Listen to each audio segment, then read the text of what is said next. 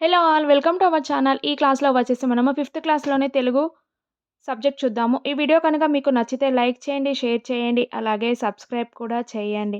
అలాగే ఈ క్లాస్‌లోకి వచ్చేసి ఫిఫ్త్ క్లాస్ తెలుగు మొత్తం లెసన్స్‌కి చూద్దాము.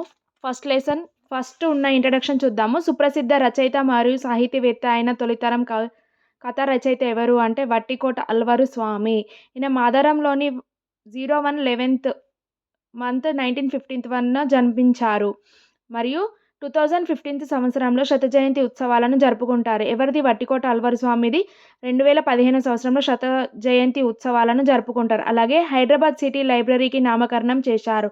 హైదరాబాద్ సిటీ లైబ్రరీకి నామకరణం చేశారు. ఎవరు అనంటే వట్టికోట అల్వారు స్వామి. అలాగే పైడిమర్రి వెంకట సుబ్బారావు వచ్చేసి ప్రతిజ్ఞ రాసింది ఎవరు అనంటే పైడిమర్రి వెంకట సుబ్బారావు. అలాగే నల్గొండలో 1916 జూన్ 10 అన్నెపర్తిలో జన్మించారు. ఎవరు? పైడిమర్రి వెంకట సుబ్బారావు వచ్చేసి. ఈయన తెలుగు, సంస్కృతం, ఉర్దూ, పారసీ, ఇంగ్లీష్, అరబ్బీ భాషలుకి వచ్చు. అలాగే కవిత్వం, కథలను రాశాడు. అలాగే ఫిఫ్త్ క్లాస్‌లో ఉన్న ఫస్ట్ లెసన్ చూద్దాము. మన జెండా గురించి చూద్దాం. దీని మూలం వచ్చేసి స్వరభారతి. అలాగే ఇది భక్తి, దేశభక్తి గేయ సంకలనంలోనిది. రచించింది ఎవరు అంటే శేషం లక్ష్మీనారాయణాచార్య. అలాగే భారత పతాకం వచ్చేసి శాంతి, సహనం, సత్యంకి చిహ్నం. అలాగే దీంట్లో ఉన్న సరోజినీ నాయుడు గురించి చూద్దాము. సరోజినీ నాయుడు 1879 సంవత్సరం ఫిబ్రవరి 13వ సంవత్సరంలో హైదరాబాద్లో జన్మించింది. ఈమె 1930 సంవత్సరంలో ఉప్పు సత్యాగ్రహంలో పాల్గొంది. అలాగే ఈమెని ఎర్రవాడ జైల్లో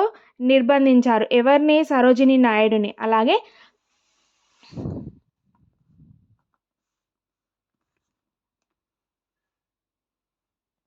అలాగే ఈమెని ఆంగ్ల కవయిత్రిగా పేరుంది. ఎవరికి? సరోజినీ నాయుడికి ఆంగ్ల కవయిత్రిగా పేరుంది. అలాగే ఈమెకి భారత కోకిల, నైటింగేల్ ఆఫ్ ఇండియా అనే గొప్ప పేరుంది.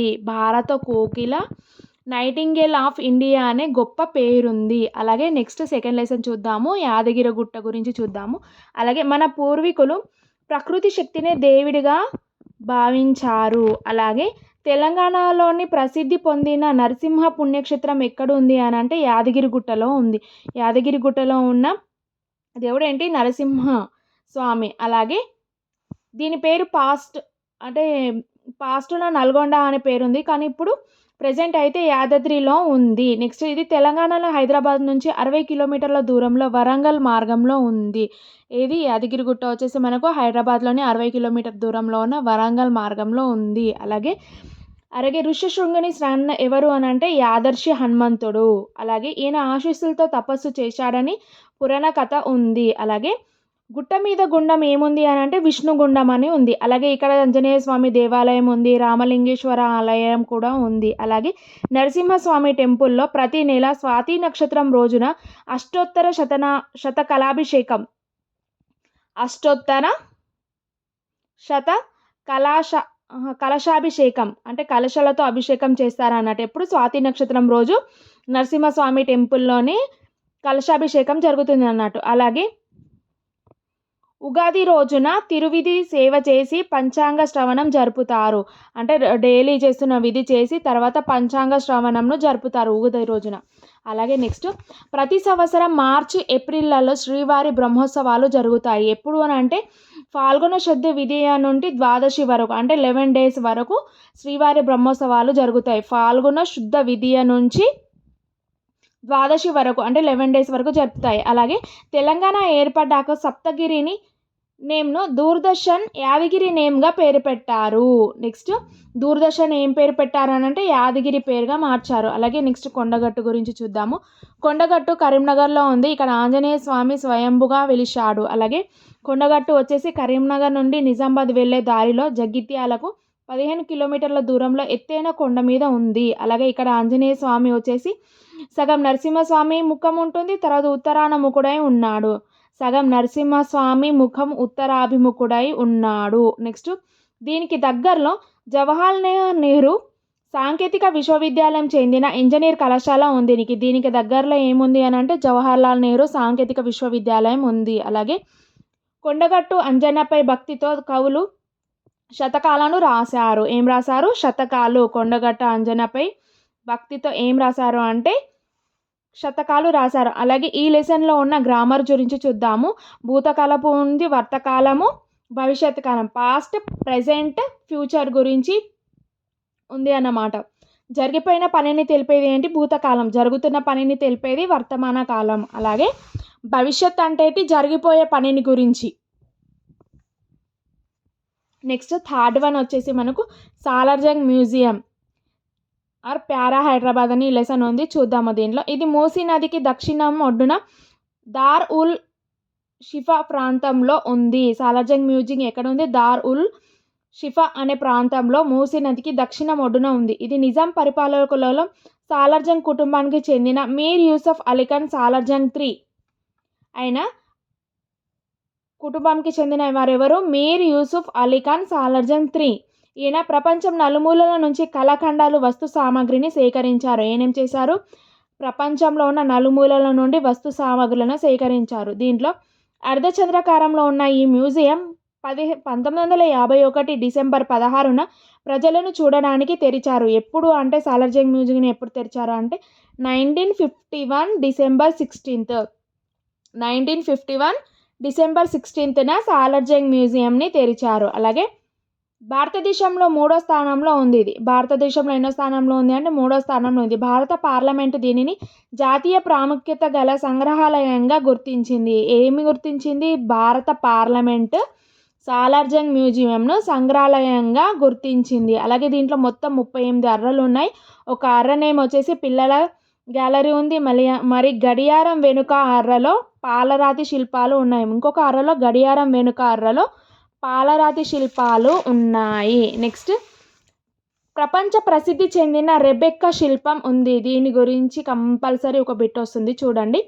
ప్రపంచం ప్రసిద్ధి చెందిన రెబెక్కా శిల్పం ఎక్కడుంది అని అంటే సాలార్జంగ్ మ్యూజియం హైదరాబాద్లో. అలాగే ఈ రెబెక్కా ఒక ఆడ మనిషి.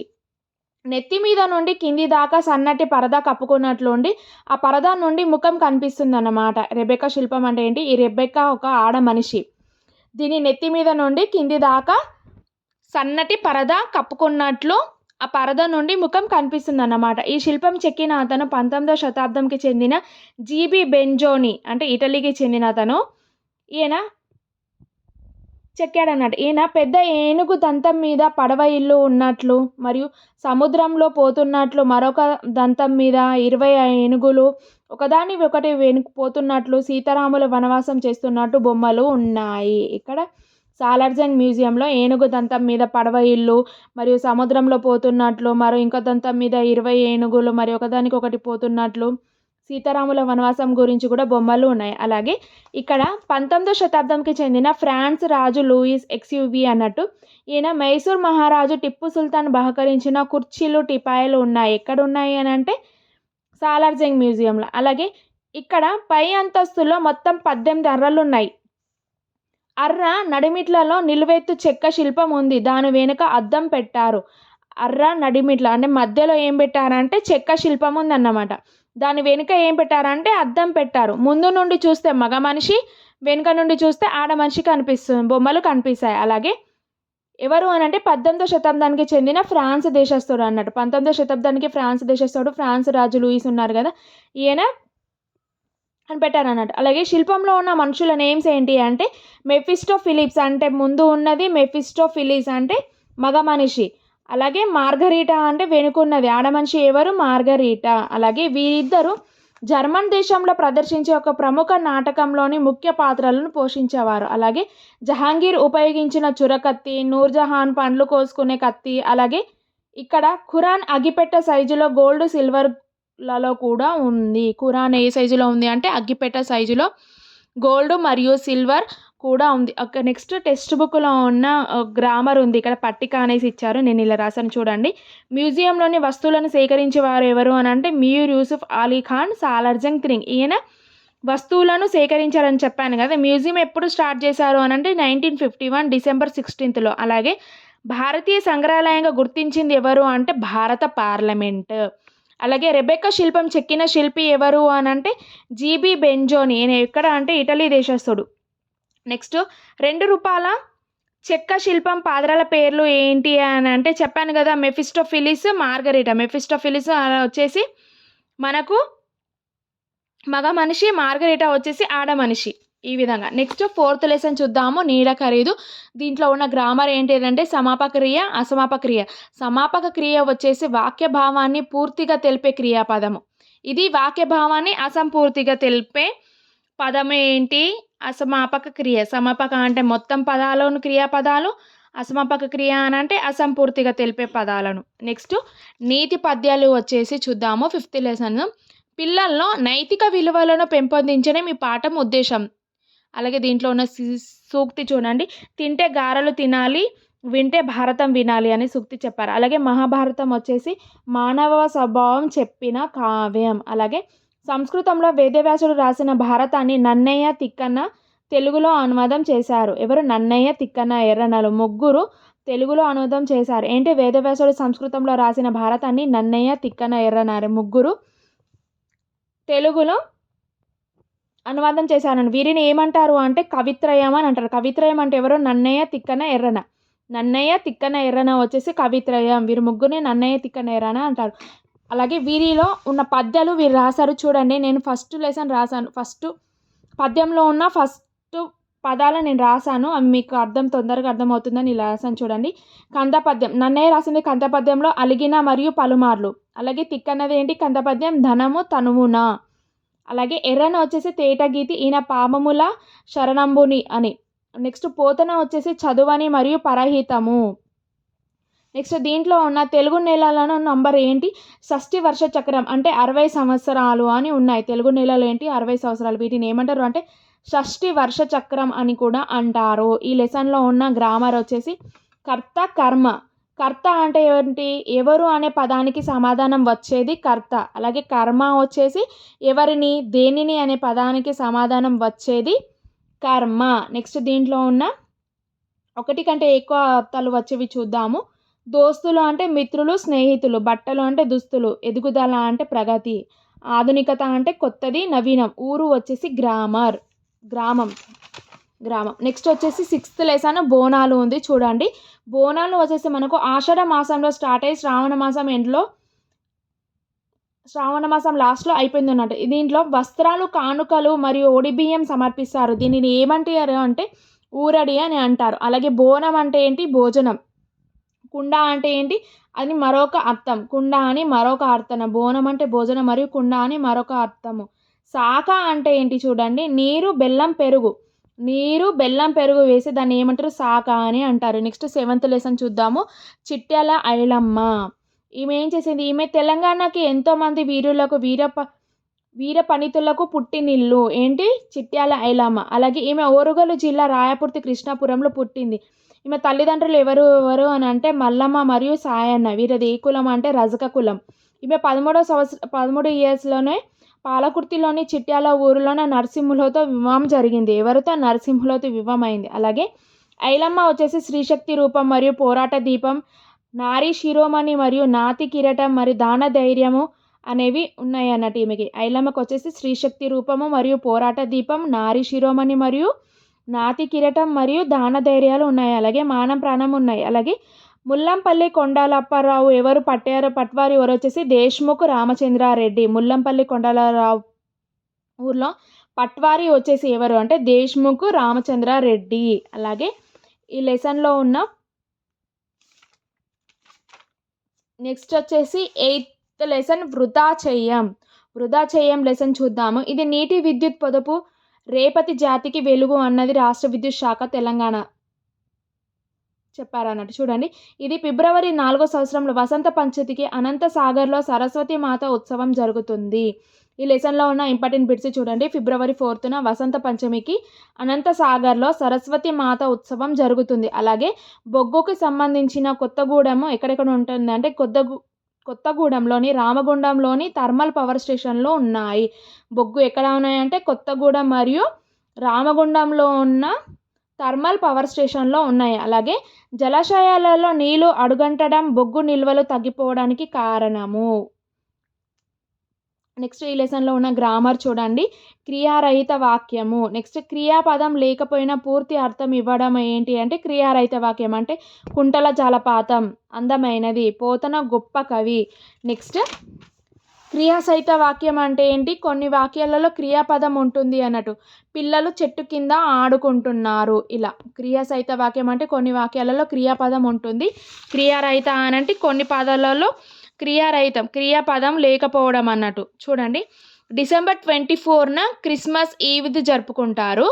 నెక్స్ట్ డిసెంబర్ 25న క్రిస్మస్ ఫెస్టివల్ జరుపుకుంటారు. నెక్స్ట్ డిసెంబర్ 26న బాక్సింగ్ డేని జరుపుకుంటారు. నెక్స్ట్ ఈ లెసన్‌లో ఉన్న గ్రామర్ ఇంకోటి చూడండి. విభక్తులు అంటే ఏంటి? వాక్యంలోని పదాల మధ్య సంబంధంని ఏర్పరిచేవి. అంటే అక్షరాలను, పదాలను విభక్తి ప్రత్యయాలను అంటారు. అక్షరాలు, పదాలను విభక్తి ప్రత్యయాలు అని అంటారు. నెక్స్ట్ 10th లెసన్ వచ్చేసి చింత చెట్టు. ఈ లెసన్‌లో ఉన్న గ్రామర్ చూడండి. వ్యతిరేకార్థాలు ఉన్నాయి. కొత్తది, పాతది, పెద్దది, చిన్నది, ముందర, వెనుక, ఎక్కువ, తక్కువ. నెక్స్ట్ పచ్చి పులుసు అని అంటే ఏంటి? పేదోళ్ళ అమృతం. పచ్చి పులుసు అంటే ఏంటి? పేదోళ్ళ అమృతం ఏంటి? పచ్చి పులుసు. అలాగే చింత చెట్ల గుంపును ఏమంటారు అంటే చింతతోపు అని అంటారు. అలాగే ఇంబ్లిబన్ అంటే ఏంటి? చింతకాయ. ఇంబ్లిబన్ అంటే ఏంటి? వనం మరియు చింతకాయ అని అంటారు. అలాగే హైదరాబాద్‌లోని ఉస్మానియా దవాఖానాలో 1908 మూసీ నదికి వరదలు వచ్చాయి. ఎప్పుడు అంటే 1908లో హైదరాబాద్‌కి ఉస్మానియా దవాఖానాలోని 1908 మూసీ నదికి వరదలు వచ్చాయి. అలాగే నీరులోని ఫ్లోరైడ్‌తో వచ్చే రోగాలను తగ్గిస్తుంది. నీరులోని ఫ్లోరైడ్‌తో వచ్చే రోగాలను తగ్గిస్తుంది. అలాగే చింత నిప్పు ఎక్కువసేపు మండుతుంది. చింతది నిప్పు ఉంటుంది కదా, అది ఎక్కువసేపు మండుతుంది అన్నమాట. ఈ 5th క్లాస్ నుంచి మనకు వచ్చిన ప్రీవియస్ క్వశ్చన్స్ చూద్దాము. పోలీసులకు చూసిన దొంగలు కాలికి బుద్ధి చెప్పారు అనంటే జాతీయం. ఏంటి కాలికి బుద్ధి చెప్పు అనేది జాతీయం. అలాగే సీత సంతకు వెళ్ళి కూరగాయలు తెచ్చింది. ఈ వాక్యంలో వెళ్ళి అనే పదాన్ని ఏమంటారు అంటే అసమాపక క్రియ అని అంటారు. నెక్స్ట్ తెలంగాణ రాష్ట్రంలోని దూరదర్శన్ చేంజ్ నేమ్ పేరు ఏంటి అంటే యాదగిరి. చెప్పాను కదా యాదగిరి అనేసి. నెక్స్ట్ సాలార్జంగ్ మ్యూజియంలో టిప్పు సుల్తాన్ బహుమానులు, కుర్చీలు, టిపాయిలు ఉన్నాయి కదా. టిప్పుకు బహుకరించిన వారు ఎవరు అంటే ఫ్రాన్స్ రాజు లూయిస్ ఎక్స్యూవి అన్నట్టు. ఈయన బహుకరించారు. నెక్స్ట్ ఈ లెసన్లో ఉన్న అర్థాలు చూడండి. ఈ వీడియో కనుక మీకు నచ్చితే లైక్ చేయండి, షేర్ చేయండి, అలాగే సబ్స్క్రైబ్ కూడా చేయండి.